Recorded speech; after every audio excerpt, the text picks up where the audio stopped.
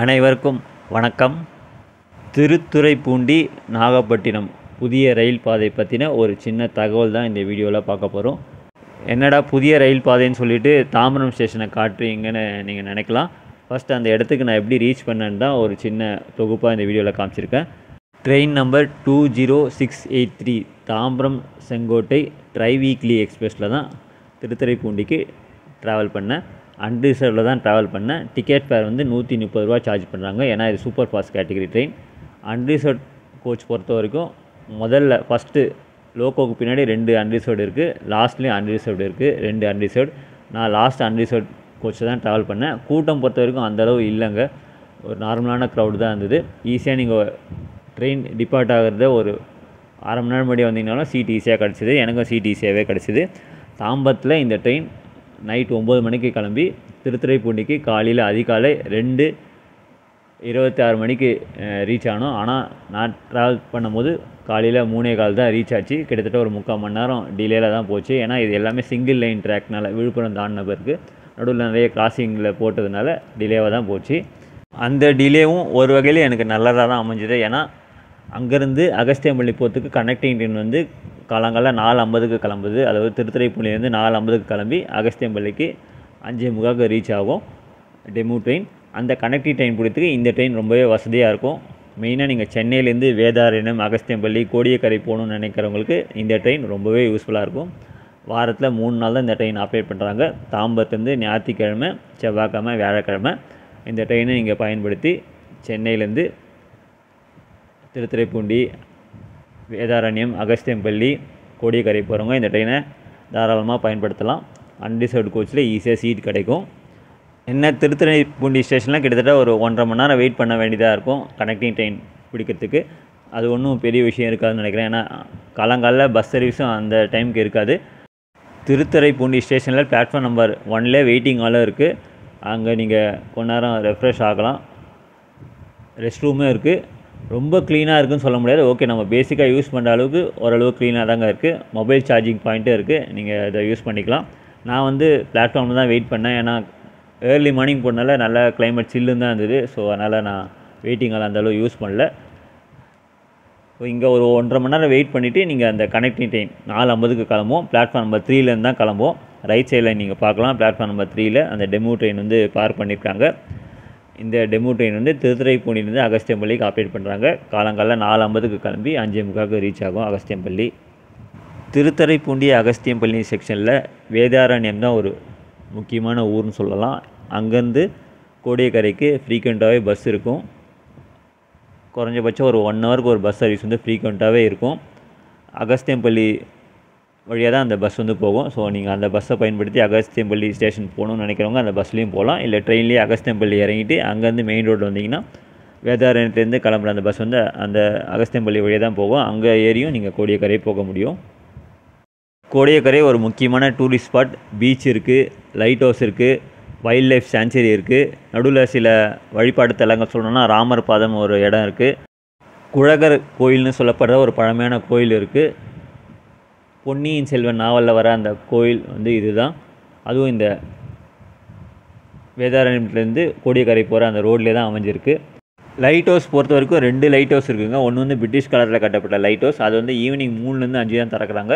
இன்னொரு light house வந்து forest area உள்ளே இருக்குது. அது வந்து ராஜராஜ சோழனால் கட்டப்பட்ட லைட் ஹவுஸ். இப்போ எல்லாம் சிதிலமடைஞ்சிச்சு. பட் சில பகுதி மட்டும் இன்னும் அந்த கடல் ஒட்டியே இருக்குது. அது வைல்ட் லைஃப் சான்ச்சுரி நீங்கள் உள்ளே போனீங்கன்னா தான் பார்க்க முடியும். அதுக்கு பர்மிஷன் கொடுத்து ஆத்தரைஸ் கொடுத்தா தான் நீங்கள் உள்ளே போக முடியும். இந்த நார்மல் லைட் ஹவுஸ் வந்து யார் ஒன்றா பப்ளிக் வந்து போக முடியும். ஆக்சுவலாக வந்து அகஸ்தியம்பள்ளியிலேருந்து கோடியக்கரை வரைக்கும் பிரிட்டிஷ் காலத்தில் போடப்பட்ட ரயில் பாதை இருந்திருக்குங்க. ஆனால் இந்த ப்ராட்கேஜ் கன்வர்ஷன் பண்ணும்போது அகஸ்தியம்பள்ளியோடு ஸ்டாப் பண்ணிட்டாங்க. அதுக்கு மேலே அகஸ்தியம்பள்ளியிலேருந்து கோடியக்கரை சுமார் ஒரு 10 கிலோமீட்டர் டிஸ்டன்ஸ் இருக்கும்னு நினைக்கிறேன். அந்த பாதையை வந்து ப்ராட்கேஜ் கன்வர்ஷன் பண்ணலை. என்ன ரீசனால் தெரியல. ஆனால் ஒரு சில பகுதி வந்து ஃபாரஸ்ட் ஏரியா போகிறதுனால அதுக்கு அனுமதி கொடுக்கலன்னு மாதிரி சொல்கிறாங்க. அந்த பகுதி மக்களோட முக்கியமான கோரிக்கை அந்த ரயில் பாதையை மறுபடியும் ப்ராட்கேஜ் கன்வர்ஷனாக மாற்றி ட்ரெயின் சர்வீஸை கோடியக்கரை வரைக்கும் ஆப்ரேட் பண்ணணுன்னு தான் அவங்களுடைய விருப்பம். ஹோப் அது நடக்கணும்னு எதிர்பார்க்குறேன். அப்படி நடந்ததுன்னா கோடியக்கரை போகிறதுக்கு டைரெக்டாக ட்ரெயின் கனெக்டிவிட்டி கிடச்சிரும். முக்கியமாக கோடியக்கரையில் இருக்க நான் சொன்ன அந்த டூரிஸ்ட் ஸ்பாட்லாம் போகிறதுக்கு ரொம்பவே யூஸ்ஃபுல்லாக இருக்கும் ட்ரெயின் கனெக்டிவிட்டி. கோடியக்கரையிலேருந்து இலங்கை அப்ராக்சிமேட்டாக ஒரு 20 கிலோமீட்டர் டிஸ்டன்ஸ் தாங்க இருக்கும். கடல் வழியாக போனீங்கன்னா ரொம்ப பக்கம்தான். தனுஷ்கோடி பார்த்த மாதிரி தான் எனக்கு இருந்தது கோடியக்கரை பீச் பார்க்கும்போது. அந்த தண்ணியெலாம் அவ்வளோ கிளியராக இருந்ததுங்க, ப்ளூ கலரில் இருந்தது.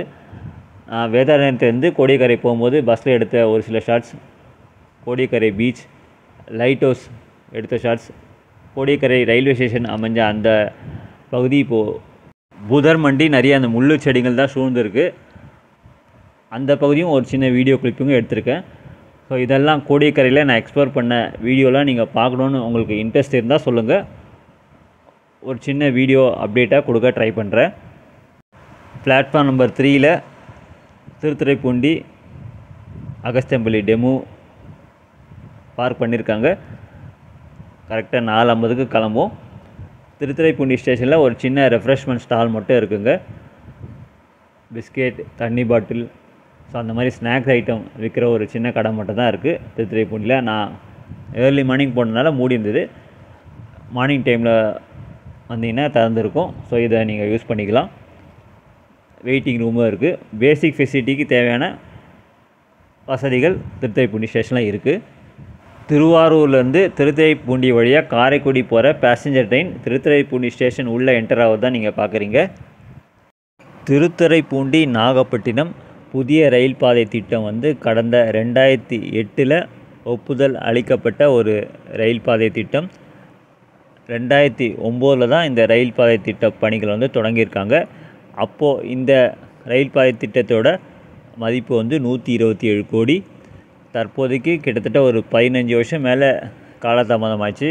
கிட்டத்தட்ட இப்போது ஒரு 500 கோடி மேலே நிதி தேவைப்படும்னு நினைக்கிறேன் இந்த ரயில் பாதை திட்டம் முழுசாக முடிக்கிறதுக்கு. இந்த ரயில் பாதை திட்டத்தோட மொத்த நீளம் வந்து 36.5 கிலோமீட்டர். இந்த லைன் வந்து எக்ஸாக்டாக திருத்துறைப்பூண்டிலேருந்து டுவர்ட்ஸ் திருவாரூர் போகிற டைரெக்ஷனில் திருத்துறைப்பூண்டி ஸ்டேஷன்லேருந்து ஒரு கிலோமீட்டர் தாண்டின பிறகு தான் இந்த ரயில் பாதை வந்து தொடங்குது. ரயில் பாதை போகிற இந்த வழித்தடத்தில் ஐஆர்னு எழுதி வச்சுருக்க ஒரு பவுண்ட்ரி ஸ்டோன் தான் நெட்டு வச்சுருக்காங்க. அதுதான் நீங்கள் பார்க்குறீங்க. எக்ஸாக்டாக திருத்துறைப்பூண்டி ஸ்டேஷன்லேருந்து ஒரு கிலோமீட்டர் தொலைவில் ஒரு ஆற்று பாலம் வந்து ரயில்வே மேம்பாலம் வந்து கட்டியிருக்காங்க. இந்த ரயில் பாதைக்காக தான் அதை கட்டியிருக்காங்க. அதோட வியூ தான் நீங்கள் பார்க்குறீங்க. இந்த லொக்கேஷன் வந்து எக்ஸாக்டாக திருத்துறைப்பூண்டிலேருந்து ஒரு 2 கிலோமீட்டர் டிஸ்டன்ஸ்க்குள்ளே தான் இருக்கும். ஸோ இது வரைக்கும் தான் நான் கவர் பண்ண முடிஞ்சுது. ஃபுல் ஸ்ட்ரெச் கவர் பண்ணணுன்னா கண்டிப்பாக இதுக்கு ஒரு நாள் ஃபுல்லாக டைம் ஸ்பெண்ட் பண்ணணும். முக்கியமாக 2 வீலர் இருந்தால் அந்த இடத்துக்கு போய் ரீச் பண்ண முடியும். இல்லைனா பஸ்ஸில் பயணம் செஞ்சு தான் கவர் பண்ண முடியும். முடிஞ்ச அளவுக்கு அட்லீஸ்ட் ஒரு 2-3 ஸ்டேஷன் வர அந்த லொக்கேஷன்லேயாவது கவர் பண்ணணும்னு ஒரு பிளான் வச்சுருக்கேன். ஃப்யூச்சரில் கண்டிப்பாக பண்ணுவேன். இப்போ நீங்கள் பார்க்குற இந்த சிறிய பாலம்லாம் இந்த ரயில் பாதைக்காக அமைக்கப்பட்ட பாலங்கள் தான். இதுதான் ரயில் பாதை போகிற அந்த வழித்தடம். இதில் என்ன ஒரு நல்ல விஷயம்னா, இந்த ரயில் பாதை திட்டம் வந்து இவ்வளோ காலதாமதம் ஆனாலும் ஒரே ஒரு ஆறுதலான விஷயம், இந்த சிறிய பாலங்கள் பெரிய பாலங்கள் கட்டுற அந்த வேலைகள் ஓரளவுக்கு நடந்திருக்குங்க. மற்ற புதிய ரயில் பாதை திட்டம் கம்பேர் பண்ணும்போது இதில் ஓரளவுக்கு வேலைகள் பண்ணியிருக்காங்க. கொஞ்சம் நேரத்துக்கு முன்னாடி நீங்கள் பார்த்த அந்த ரயில் பாலத்தோட ஒரு க்ளோசர் வியூ தான் இப்போ நீங்கள் பார்க்குறீங்க. இந்த லொக்கேஷன் வந்து எக்ஸாக்டாக திருத்துறைப்பூண்டிலேருந்து ஒரு 2 கிலோமீட்டர் டிஸ்டன்ஸ்குள்ளே தான் இருக்கும். ஸோ இதுதான் இந்த புதிய ரயில் பாதைக்காக கட்டப்பட்ட ரயில் பாலம். அப்படியே தான் இருக்குது ரொம்ப வருஷமாக. மெயினாக இந்த ரயில் பாதை திட்டம் டிலே ஆனதுக்கான ரீசன் வந்து போதிய நிதி ஒதுக்கீடு செய்யலை. எனக்கு தெரிஞ்சு இந்த ரயில் பாதை திட்டத்துக்கு தேவையான நிலம் கையகப்படுத்தும் பணிகள் ஃபுல்லாகவே கம்ப்ளீட் பண்ணிட்டாங்க தான் நினைக்கிறேன். பட் உறுதியாக தெரியல. மேபி உங்களுக்கு அதை பற்றி தகவல் தெரிஞ்சால் கமெண்ட்ஸில் சொல்லுங்கள்.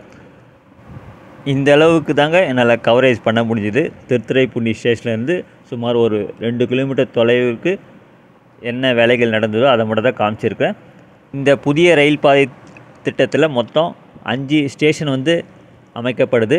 அதில் முதல் ஸ்டேஷன் வந்து திருத்துறைப்பூண்டிலேருந்து நான் சொல்கிறேன். திருத்துறைப்பூண்டிக்கு அடுத்த ஸ்டேஷன் வந்து எட்டுக்குடி, திருக்குவளை, பாலக்குறிச்சி, செம்பிய மகாதேவி, பாப்பா கோயில். இந்த 5 ஸ்டேஷன்ஸ் தான் இந்த புதிய ரயில் பாதை திட்டத்தில் புதுசாக அமைக்கிறாங்க.